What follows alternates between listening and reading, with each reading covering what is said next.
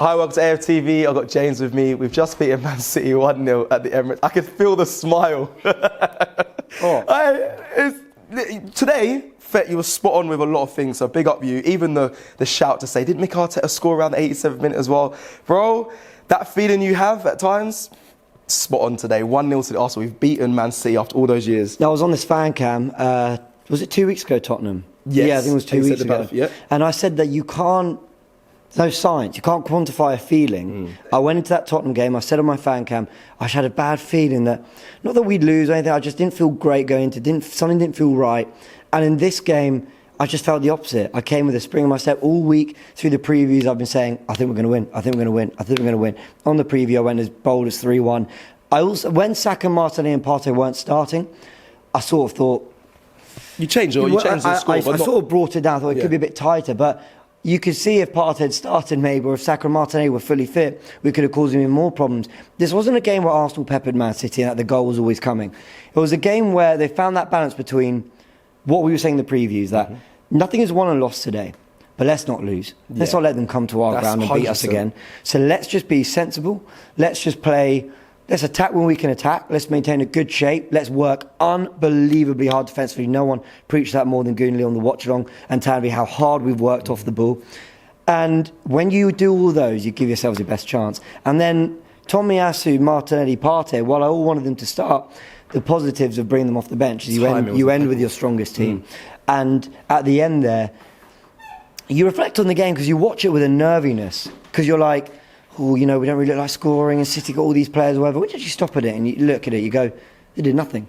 The first 5 minutes, they were brilliant, all over us, we couldn't get out, and we had a few nervy moments, but we rode that and we were superb.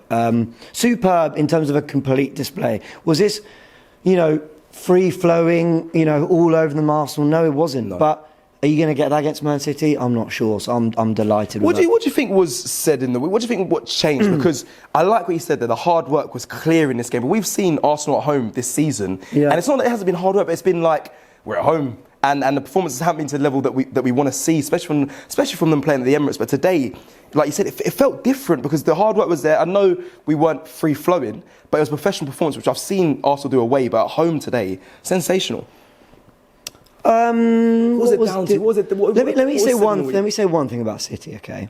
And this is not diminishing anything they've achieved. This is not like, it's not a pop at them, and quite frankly, they're allowed an off year for everything they've achieved in the last 10 years.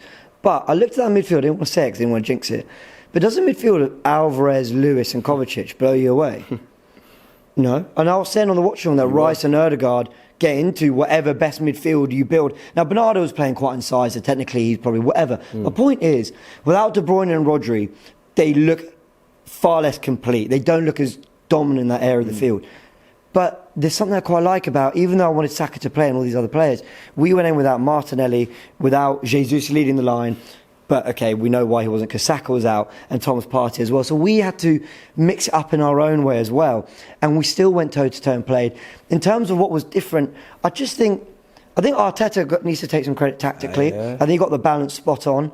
I think he got his... Even though I was critical on the watch, I've got to take it back. The time of his subs were really good. And also the use of his subs going long to Havertz at the time gave us another route.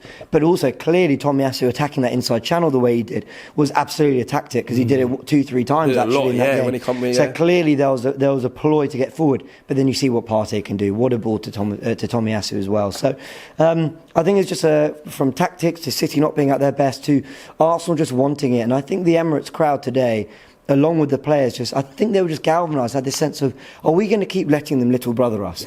No, come on. And you saw that in all the talk going into this game. Funnily enough, a lot of pundits like Carragher and Neville said we might edge it. So that tells you something as well about how Arsenal are changing minds. But actually, and sorry, I know I've rambled on this answer, one last thing I will say, Declan Rice is such a massive difference. That guy is 2 players in one position. And when you've got a leader who dominates and eats midfield, like he did one tackle on... who was it? Nunes driving forward, where if you're Nunes, and no, I won't show it fully, it could look a bit weird, but he wrapped his leg right around to get that ball. And Michael Oliver got the one decision of the day right, where he went, yeah, good tackle. We haven't forgotten about you. I was coming to that next, but... And when you got someone like that who does that, along with everyone else working hard, you've got a chance against anyone. James, I'm actually going to look forward to actually watching Tactical Insight, honestly, after this weekend. But I'm sure you're going to, you're going to delve into it. But there is a lot of talking points that we will bring us to an end soon. But obviously the referee there, the Kovacic decision, and for you as a fan, I know he massively got that wrong in my opinion, in your opinion, I'm sure as well. But to overcome City, even though they had 11 men still on the pitch, massive. I heard Mike Dean going back and forth with Paul Merson. By the way, I'm team Paul Merson on that. And Mike Dean, who, you know what, the less said the better, was sat there going, yeah, but we shouldn't have former pros in the game because they don't understand the laws of the game, blah blah blah. Okay, well, tell me that the people there do understand what they're doing. Or show us. Because if you can see studs up. The one thing people are saying is not that high off the ground. I do not care. Studs up into the back of the Achilles late. And this is what I was saying about the Curtis Jones red. I've come more to the side that actually it probably was a red and whatever. But when you look at some tackles where the Gusto one as well, where they've got to the ball but they've just rolled over, they've caught him. There's a degree of unfortunate. But then we see Kovacic stay on the pitch. If you want those to be reds, fine. But how you can look at the Kovacic one and say it's a red. So Oliver in game hasn't caught it. Actually forgive him for that. Mm-hmm. The VAR, bunch of idiots all sat there. And I know what it would have sounded like on the audio. Someone go, right, red card, Ched, no, red card. Well, you Kovacic, is it? Well, it would have been back and forth nonsense. Oliver would have had complete carnage in his ear. Yeah. Only for them to come to the conclusion that it's not a red card. All right, idiot, whatever. We move on. It's a terrible decision. But then for the second one as well, for him to catch him again on the ankle, and it's like on the side, he's nowhere near the ball, it studs in the ankle again, and he didn't give a second yellow card. It does get to a point where it didn't ruin this game. Right, it didn't, but it could have. It could have, yeah. And they're going to walk off the pitch. Got away with that one, didn't we? Yeah, but last week you didn't. And when are you going to start implementing proper changes into the PGM as well? Get a more diverse group of referees. Get a proper set of we got players from all over the world, managers from all over the world. Only English refs in the game.